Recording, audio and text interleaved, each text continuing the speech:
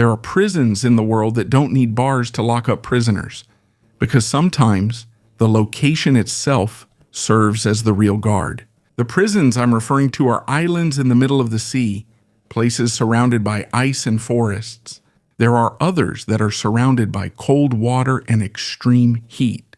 And even if you get out of your cell, it doesn't mean you're already free, because in these places, nature itself is your biggest enemy.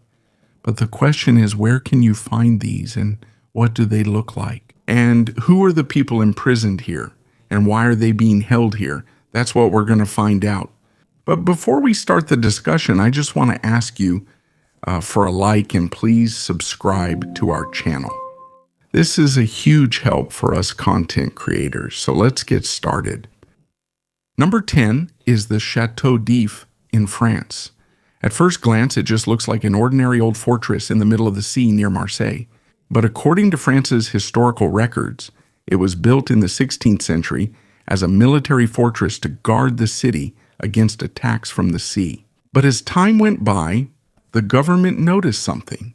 Escaping or leaving here was very difficult because it was surrounded by the sea and strong waves. Even if you could see the city from the island, it didn't mean you could reach it alive. Because of this, the fortress was used as a prison for many years. This is where political prisoners, religious prisoners, and people the government wanted to silence were imprisoned. And they say people were treated differently here depending on their social status. If you were wealthy, you could end up in a better room at the top of the fortress with a bit of air and light. But if you were just an ordinary prisoner, you were usually placed in the lower parts. And that's where the real hardship began. The cell was dark, cramped, and the walls were always wet because it was close to the sea. And sometimes there was only a small hole where air could come in. That's why there were prisoners here before who really struggled to survive. Now the fortress has become a tourist attraction. But when you see the vastness of the sea around, you'll immediately understand why it was almost impossible to escape back then. Because even if you know how to swim, it doesn't mean you'll make it to the mainland alive. Number 9 on our list is Goli Otok in Croatia. If the first prison was on a small island with a fortress, this next one is almost just a big pile of rocks in the middle of the sea. There are almost no trees here, no shade, and it's extremely hot during the summer. According to historical records from the former Yugoslavia, Goli Otok was used as a political prison during the Cold War after a conflict arose between Yugoslav leader Josip Broz Tito and Soviet leader Joseph Stalin. Many people suspected of supporting the Soviet Union were sent there, and according to testimonies from former prisoners, physical hardship was not the only problem on the island. Even the minds of the prisoners were also being destroyed. When there was a new inmate, he would be made to walk through a line of other inmates while other inmates shouted at him, shoved him, or sometimes even beat him. And if you fought back, you could also be punished. They said this was done to make the prisoners lose trust in each other, so that there would be no real friendships, no allies, no one to confide in. Aside from this, they were also made to work under the intense heat of the sun. Because there were almost no trees on the island, the sunlight hit their bodies directly all day long. The weather was already hot, and fresh water was also limited. That's why for many former prisoners, it wasn't just their bodies that were exhausted there. Their minds were too, which is even more dangerous. For a long time, very few people knew what was really happening on the island. There were families back then who didn't even know where their relatives really were. After the prison closed in 1989, all that was left there were the ruined buildings and abandoned structures. Even now, you can still see on the island the old walls, rusty iron, and buildings slowly being destroyed by time. And when you look at it now, it's hard to imagine that people once lived there day after day, surrounded only by rocks, heat, and the sea. So in the history of prisons in the world, there are places that didn't become frightening because of the number of guards or the thickness of the walls. They became frightening because of the location itself, because sometimes the hardest thing to escape from is not the cell, but the place where you are. Number 8, Bastoy prison in Norway. When you hear the word prison, most likely the first thing that comes to your mind is high walls, barbed wire, armed guards, and cells with iron doors. But in Norway, there is a prison that is almost the complete opposite of all that, and that is Bastoy prison. It is located on a small island in the Oslo Fjord, a few hours away from the capital of Norway. But when you see the place, it looks more like a quiet countryside than a prison. There are trees, farmland, a beach, and wooden houses. And according to the Norwegian correctional system, more than 100 inmates live here, including some who have committed serious crimes. But the most surprising thing is, there are almost no high walls around, no razor wire, no armed guards watching every corner. And many inmates here live in simple cottages instead of traditional cells. They cook their own food, take care of animals, plant crops, and work on various tasks inside the island. There's also a library, a church, and a sauna. And during summer, they're even allowed to swim in the cold waters of the fjord. At first glance, it seems impossible to believe, because for many people, a prison should be a place of punishment. But Norway has a different belief when it comes to their system. According to the Norwegian justice system, the goal of prison is not just to punish people, but also to help them change before returning to society. This is called restorative justice.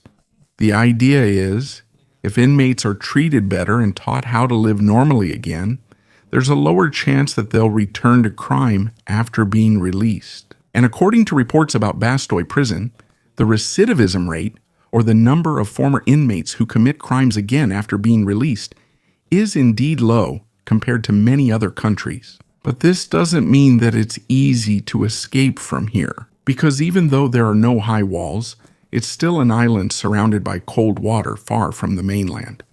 And according to some reports, there were people who tried to escape before using a boat or by swimming. But most don't even try anymore. Because for many inmates, their lives inside are actually better than the lives they had outside.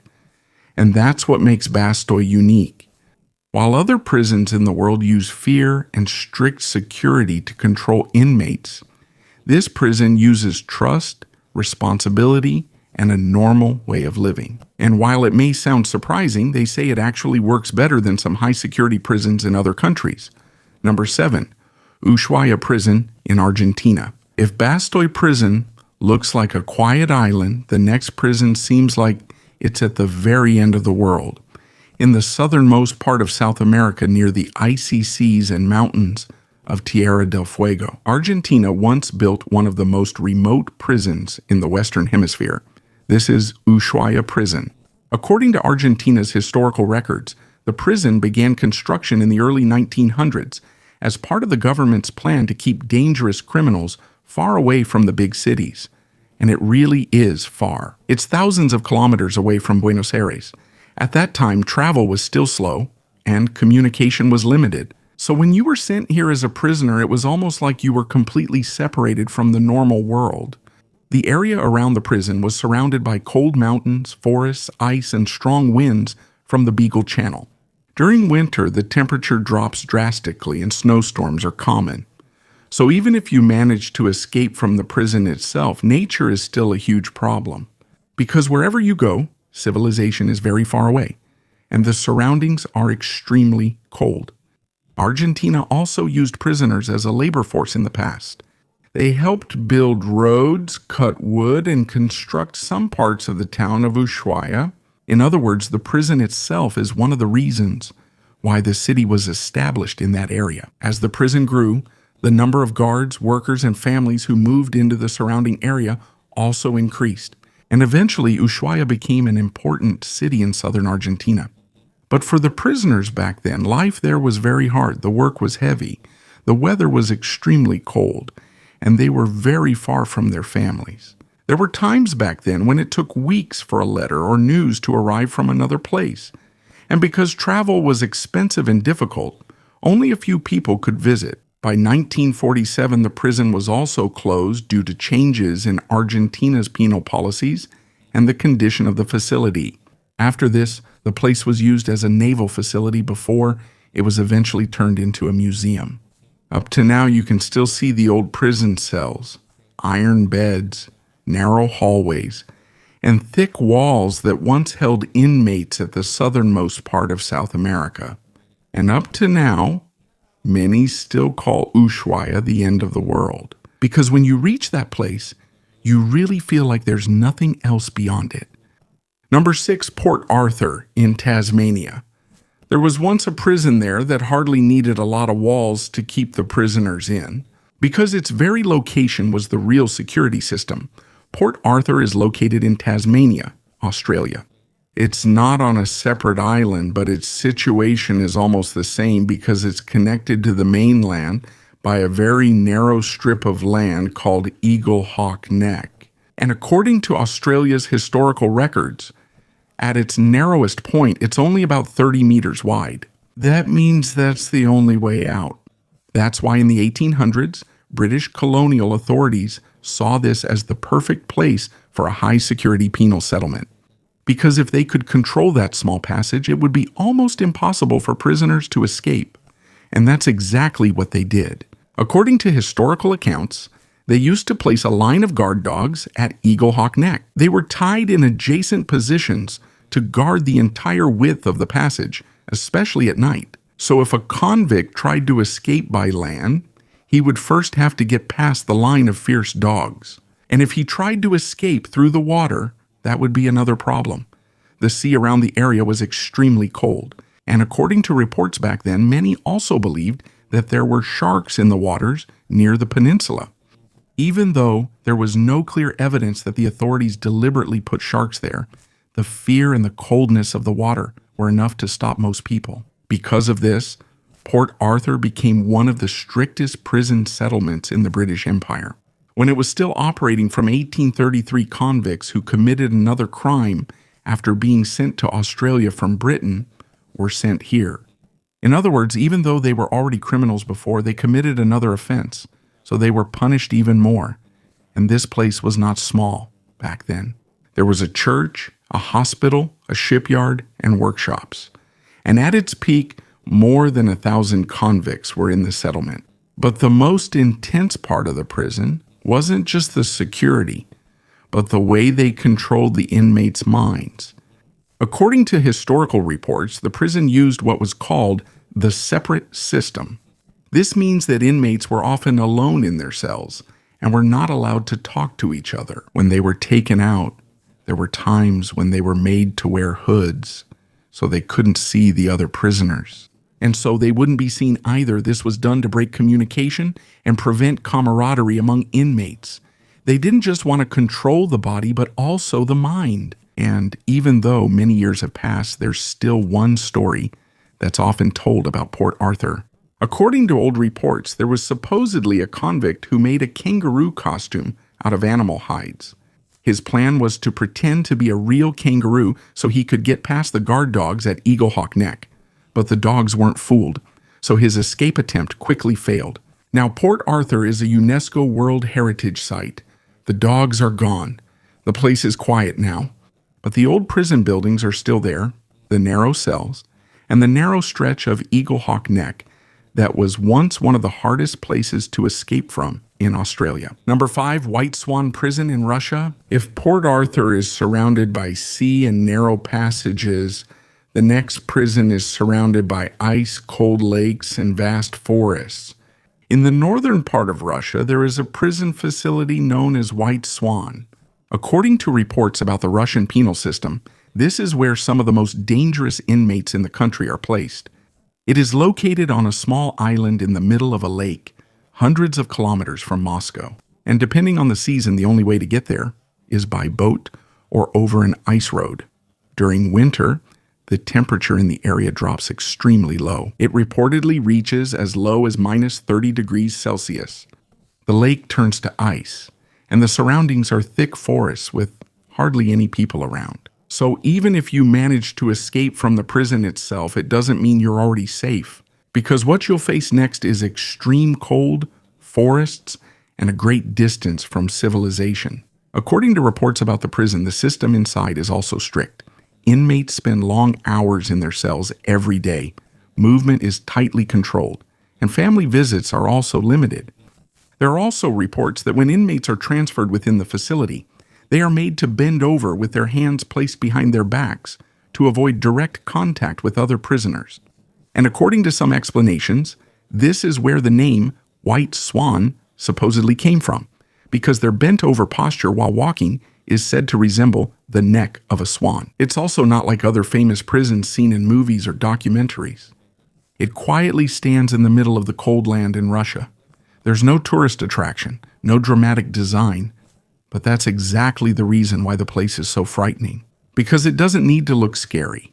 Its location is enough. The lake is the first barrier. The forest is the second. And the intense cold of Russia is another reason why it's so hard to escape from here. Number 4, Presidio Modelo in Cuba. There are prisons that use high walls to keep inmates in, but there was one prison in Cuba that used a different method. It didn't just want to control the prisoners' bodies, but also their minds. The Presidio Modelo is located on Isla de la Juventud, an island in the south of Cuba. According to historical records, it was built in 1920 during the rule of Gerardo Machado, and its design was immediately unique. Instead of an ordinary rectangular prison building, it was made into large circular structures. In the center of each building, there is an observation tower, and around it are the cells. This means that from the central tower, the guard can see almost all of the inmates. But the problem for the prisoners is they don't know if someone is really watching them or not, because they can't clearly see who's inside the tower, and that's exactly the purpose of the design. This is called the panopticon, a concept first explained by the English philosopher Jeremy Bentham. In the 1700s, the idea was very simple. When a person doesn't know if they're being watched, they'll be forced to act as if someone is always watching them. So even if there's no guard right in front of you, you still feel like you're being watched. And according to many historians, that's a huge psychological pressure on the inmates. Because it's not just the cell they're up against, but also their own minds. At the height of this prison, thousands of inmates were locked up inside those circular buildings. And because it's on an island, it's also hard to escape. The whole place is surrounded by the sea, so that's an extra barrier against the prisoners. One of the most well-known inmates held here was Fidel Castro. He was imprisoned here after the failed attack on the Moncada barracks in 1953. And, according to some historical accounts, while he was imprisoned at Presidio Modelo, he continued to build his political movement, which later became part of the Cuban Revolution. And that's one of the most ironic parts of this prison's history, because the prison that was built to control the enemies of the government also became one of the places where a revolution was further developed, which later overthrew the former government. By 1967, the Presidio Modelo was also closed. Until now, some of the old buildings still stand as historical sites in Cuba. And when you see its design from above, it's easy to understand why this prison is unique. It wasn't built just to lock people up. It was designed to make inmates feel like they were always being watched, even if they don't actually see any guards. Number 3. Robben Island in South Africa. If Presidio Modelo is scary because of psychological surveillance, the next prison is frightening because of isolation. In the sea near Cape Town, there's a small island that has been used as a place of imprisonment for hundreds of years. This is Robben Island. During the time of the Dutch colonies, British rule, and the apartheid government of South Africa, many people were sent here as prisoners or exiles. This included political prisoners, criminals, and even people who were sick at that time, such as those with leprosy. But the most well-known inmate who was imprisoned here was Nelson Mandela. According to historical records, Mandela arrived at Robben Island in 1964 after he was sentenced by the South African government because of his activities against the apartheid regime, and he stayed there for many years. His cell was small, with only a thin mattress on the floor, a small window, and a simple bucket used as a toilet. During the day, he worked with other political prisoners in a limestone quarry. According to reports about his imprisonment, the intense light reflecting off the white limestone in the quarry severely affected his eyes over time. And even as he grew older, he remained sensitive to strong lights like a powerful camera flash. Aside from the harsh prison conditions, the location of the island was also a major problem. The water between Robben Island and mainland South Africa is cold. The currents are also strong. That's why it's extremely difficult to escape just by swimming. And according to historical accounts, there are no known successful escapes from the island. But what was even harder for many inmates was not just the distance, but the feeling that they were so far away from freedom. Sometimes they could see the mainland from the island, but they couldn't reach it. And that is one of the reasons why Robben Island became a symbol of isolation during the apartheid era. After many years, Nelson Mandela was transferred to another prison before he was finally released in 1990. And after a few years, he became the first democratically elected president of South Africa. Meanwhile, Robben Island Prison was eventually closed and turned into a museum.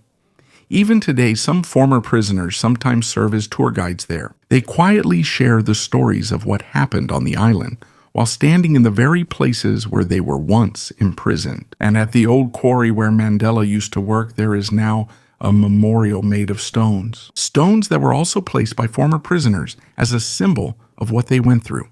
And until now, Robben Island remains one of the most historic prison sites in the world. Not because it is the largest, not because it is the most modern, but because it is a place where they tried to destroy many people's hope. But for some, like Nelson Mandela, that is not what happened. Number 2, San Pedro Prison in Bolivia. There are prisons on mountains. There are prisons on islands. But San Pedro Prison in Bolivia is a different kind. It's right in the middle of La Paz, the capital city of Bolivia. Outside, everything looks normal. There are roads, stores, people, there's traffic. But behind the gate, there's a prison that looks like its own small town. According to BBC Mundo and other reports, the system inside San Pedro is unique. Here the inmates themselves buy or rent the place where they will stay. If a prisoner has money, his place is better. He can have his own room, bed, kitchen, and bathroom. But if he doesn't have money, he might have to sleep in a cramped place, hallway, or stairs. That's why inside this prison you can still clearly see the gap between the rich and the poor. Some inmates are more comfortable. Some inmates are really struggling. And the biggest difference is that it's not the guards who run things inside. According to reports, the police watch from the outside, but inside, the prisoners have their own system. They have their own leaders. They have their own rules.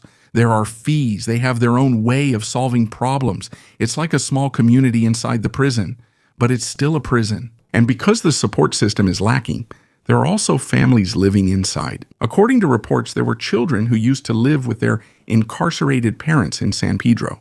In the morning, some of these children would go to school. Afterwards, they would return to the prison because that's where their family lived. For other people, this is surprising. Why are there children inside the prison? But according to reports, the situation is difficult.